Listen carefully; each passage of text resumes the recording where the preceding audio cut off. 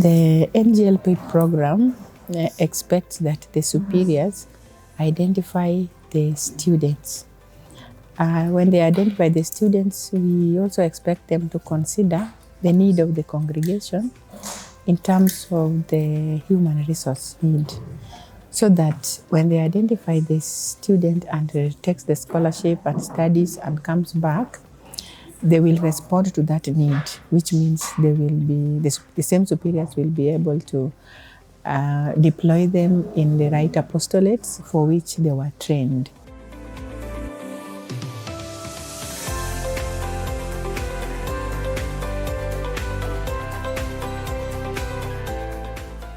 The NGLP scholarship has 3 components. Number 1 is the tuition fees.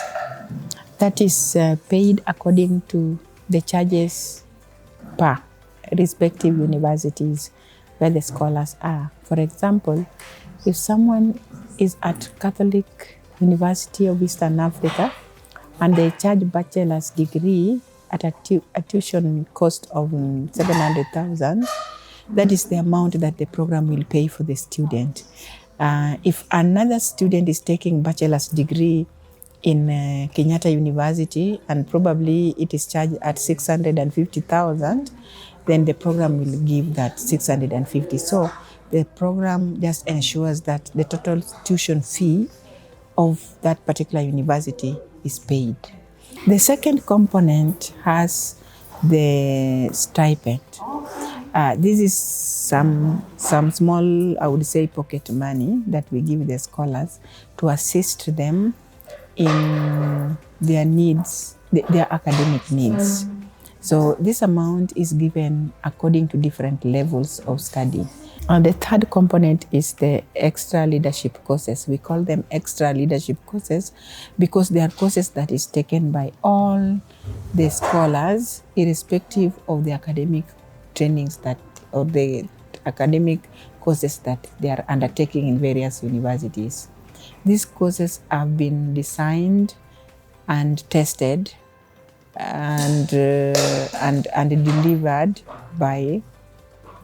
through the program. Initially, the courses were being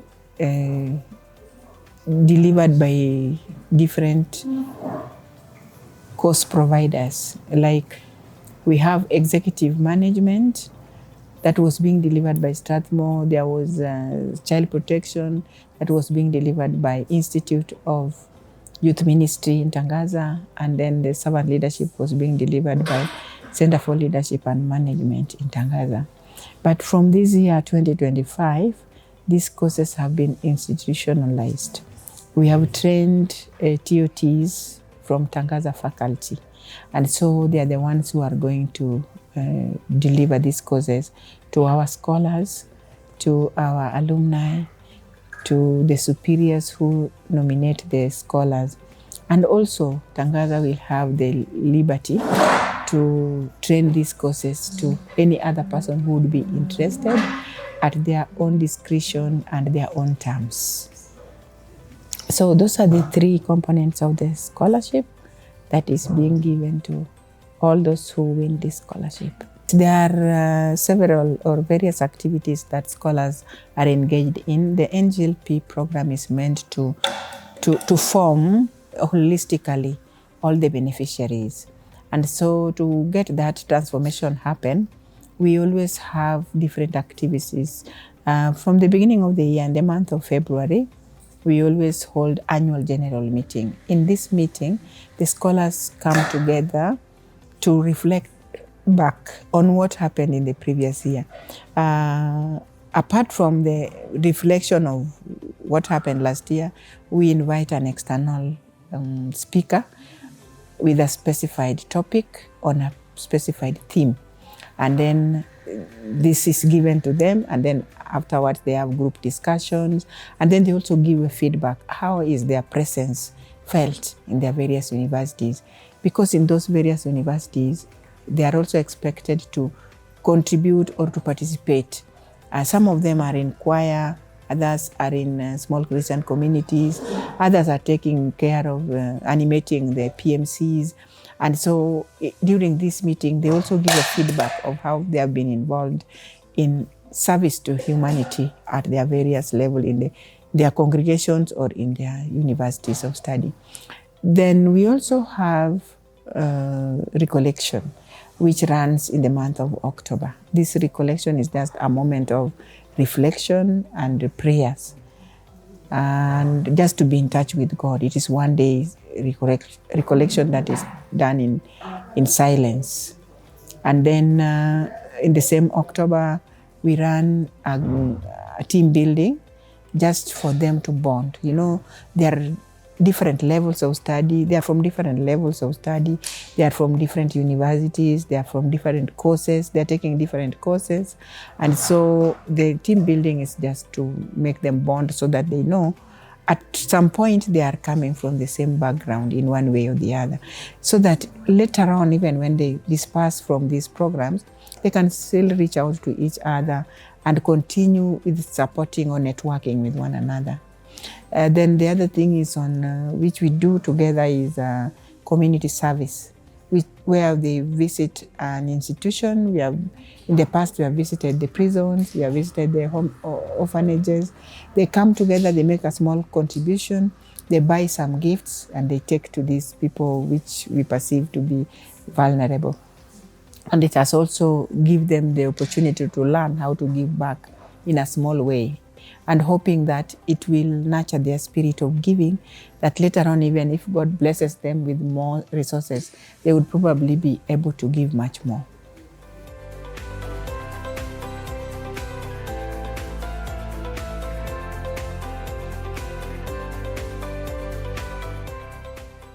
For somebody to apply, you must be nominated by a superior of the congregation, a bishop of the diocese, or a CEO of a Catholic institution.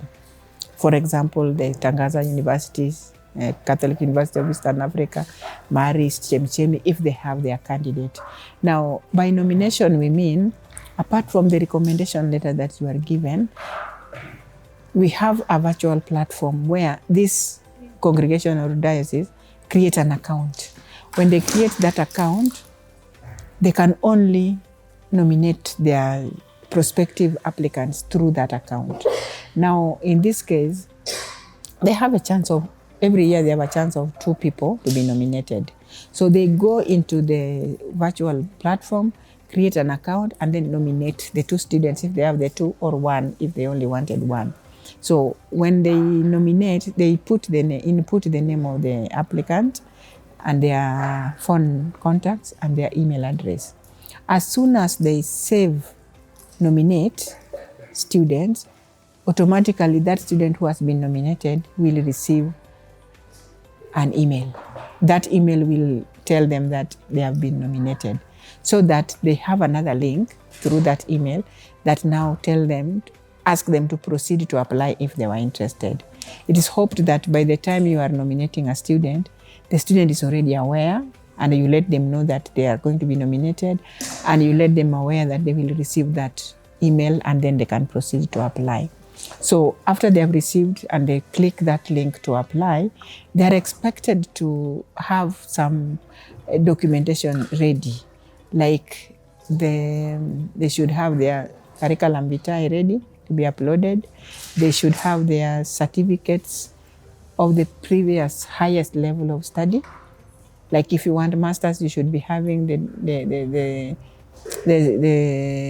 transcripts for the bachelor's, or certificate for the bachelor's. And then they should also have the admission letter from the university of interest. We have a list of universities in the system, so you can, that one you will just click on the drop down and you pick the university of interest.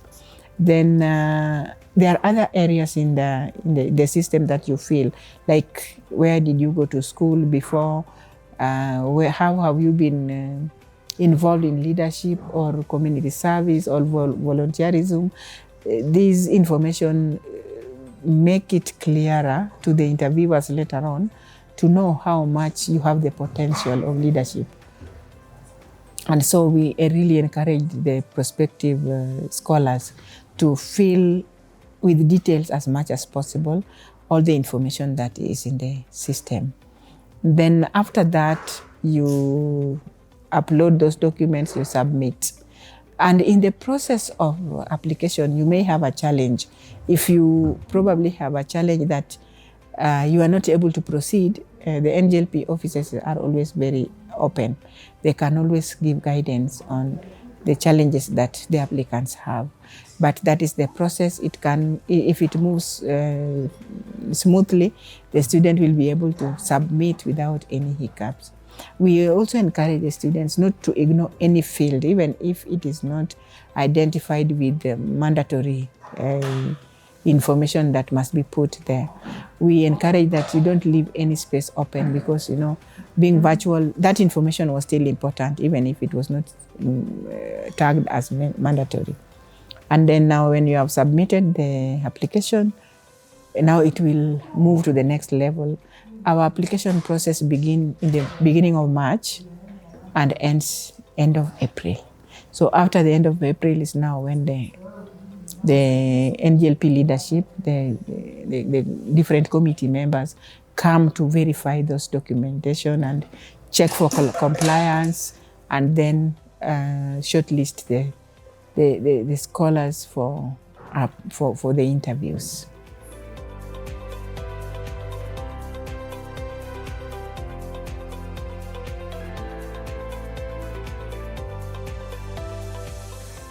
The common mistakes that applicants make, first of all, is inadequate documentation.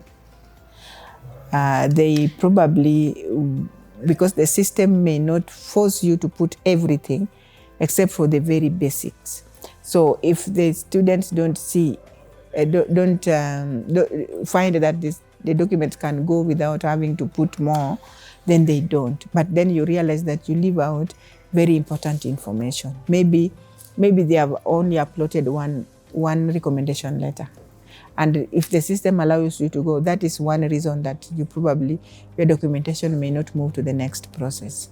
The other thing is that they can upload a different document on a different field. So what we encourage them is to be very clear. When it is certificate, just do a certificate there. Don't do maybe CV in the space of certificate, because those who verify the documents may assume that you don't have that document, because they may not have time to go through all the fields to establish that you truly uploaded all the documents, because they want to check by field. So if they find that it was the right information, it is okay. Some people also, they don't have that document and they just upload anything, any information, which is really not relevant at all. Sometimes it is by mistake, sometimes it is intentional, because they want the process to pass. But you know, just be aware that there are people who will verify, and the process of what they go through is called compliance check. They really check if you complied with all what was required.